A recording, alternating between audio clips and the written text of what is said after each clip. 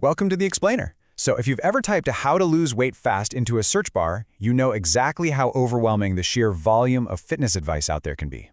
I mean, it seems like every single day there's some new trend, a crazy new fad, or an influencer promising you literal overnight success. But today, we're cutting through all of that noise. We are going to look at what the hard data actually says, and I'm going to give you an evidence-based, highly actionable guide to shedding weight efficiently.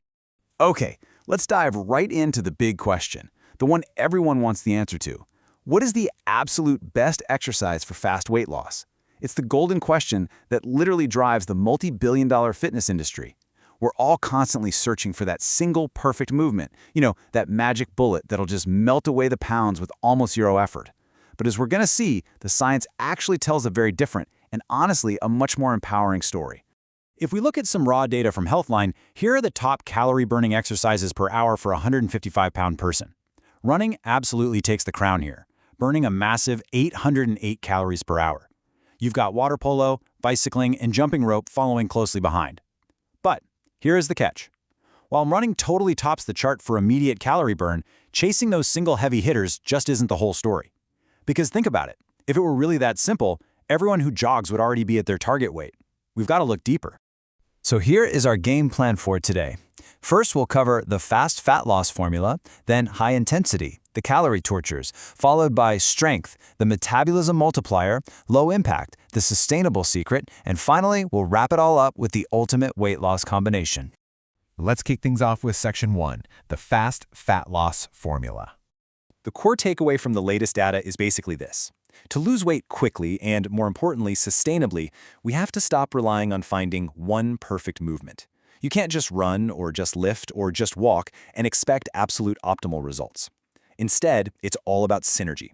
We have to look at how different exercise modalities work together.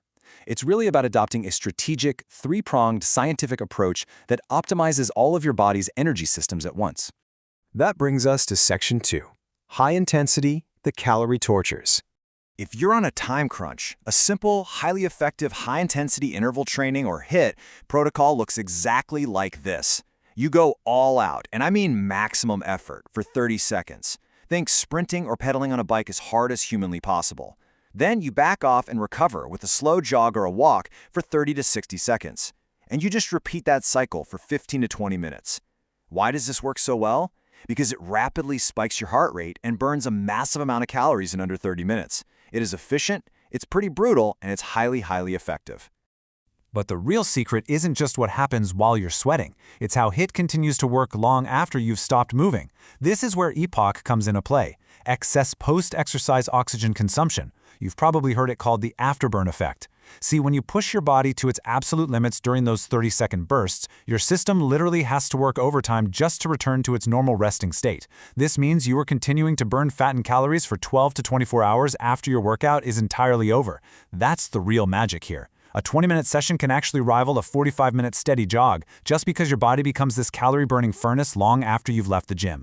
And we're not just talking about general weight loss either. We're talking about targeting the right kind of weight. A really interesting summary from the journal Obesity Reviews showed that systemic analyses prove high-intensity training is incredibly effective at targeting visceral fat. For those who don't know, that's the deep, stubborn, and frankly dangerous belly fat that actually surrounds your organs.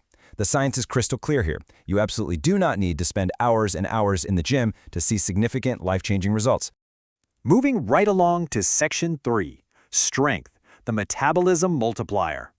So while cardio is fantastic for creating this immediate calorie burn during the session itself, resistance training, whether that's lifting weights or doing heavy bodyweight stuff, does something entirely different.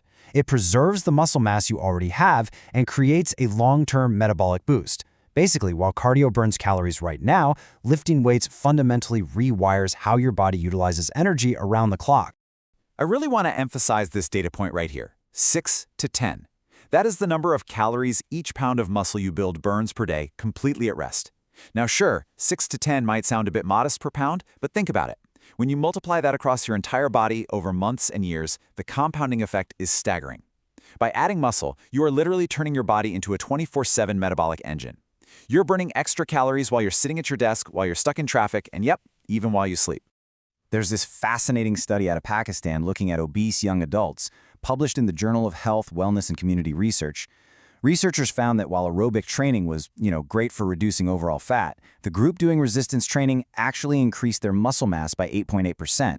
And why is that a game changer?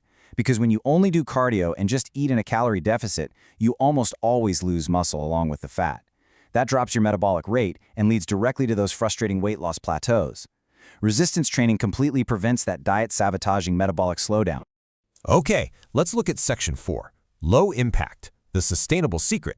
This right here is the daily driver of fat loss. It's the thing that keeps you consistent without totally frying your joints or burning out your nervous system. We are talking about the highly underrated power of walking. Just hitting 8,000 to 10,000 or more steps a day can burn anywhere from 300 to 500 calories. But here is the real secret. It comes with zero recovery demand. You can walk every single day and it's not going to interfere with your muscle recovery from those heavy lifting or intense HIIT sessions. Plus, it actively reduces stress, lowers your cortisol, and quietly torches calories in the background of your life.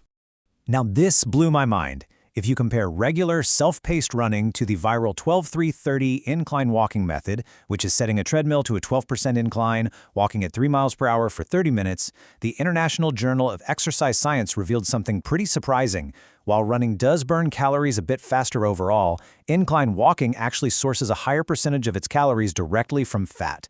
Running pulled 33% of its energy from fat stores, while the incline walking pulled 40%. It's just a fantastic, joint-friendly way to specifically target your fat stores. Which brings us to our final piece of the puzzle, Section 5, the ultimate weight loss combination.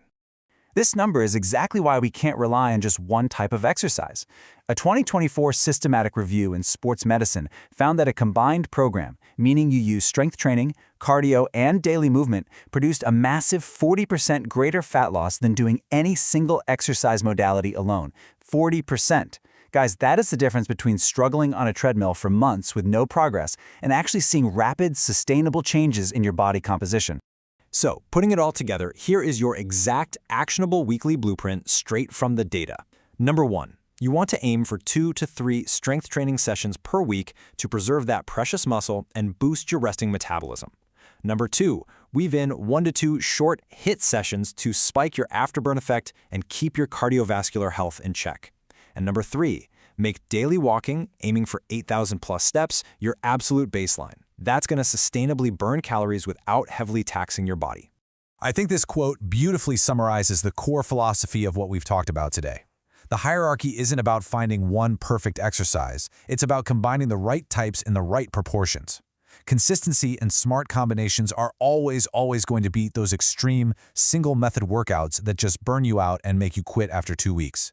It's about working smarter, not just harder. Which leaves us with one final thought. Knowing what the data clearly shows us now, that combined training yields 40% greater fat loss, which of the 3 pillars are you currently missing? And more importantly, which one are you going to add to your routine today? Are you going to go lift some heavy weights, try a brutal sprint interval, or maybe just simply go outside for a nice long walk? The blueprint is in your hands now. Thanks so much for joining me on The Explainer.